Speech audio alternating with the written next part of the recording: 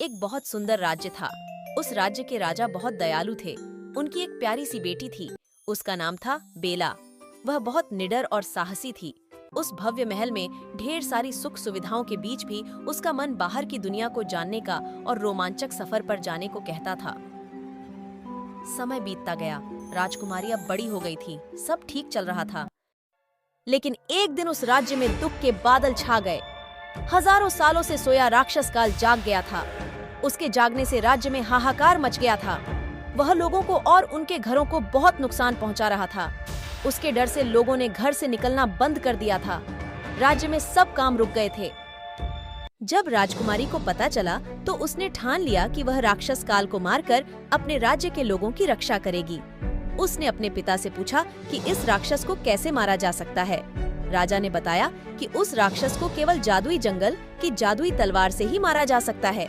उस रात भोजन के बाद महल में सभी सो गए थे, पर राजकुमारी जाग रही थी। उसने एक पत्र में लिखा कि पिताजी, मैं उस राक्षस को मारकर जल्द वापस आऊंगी। उस पत्र को कमरे में ही छोड़कर राजकुमारी वहां से भाग निकली।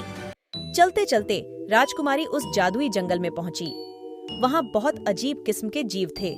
राजकुमारी को ऐसा लगा जैसे वह किसी दूसरी दुनिया में आ गई हो। चलते चलते वह एक जादुई गुफा के पास पहुंची। वह बोलने वाली गुफा थी। उस गुफा ने राजकुमारी बेला से कहा, रुक जाओ, मेरे 3 सवालों के जवाब दो, नहीं तो मैं अभी तुम्हें जानवर बना दूंगा। राजकुमारी ने कहा, पूछो, क्या पूछना चाहते हो? ऐसी कौन सी चीज है जो कितनी भी बारिश में भीगे पर कभी गीली नहीं होती? पानी। वह कौन सी चीज है जो हाथी से भी बड़ी है लेकिन उसका कुछ वजन नहीं होता? हाथी की परछाई। वह कौन सी चीज है जो हम किसी को देने के बाद भी रख सकते हैं? वचन। वाह, बहुत बढ़िया।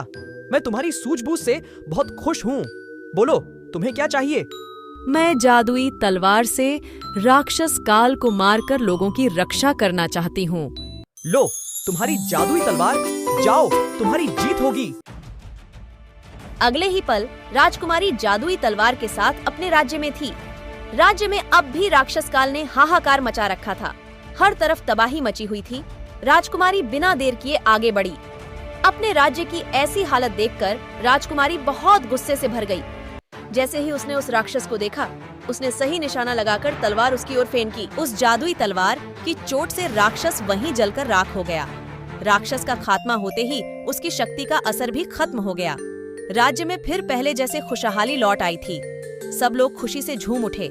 सबने राजकुमारी की जय जयकार लगाई। राजकुमारी की बहादुरी से राज्य से इतना बड़ा संकट समाप्त हो गया था।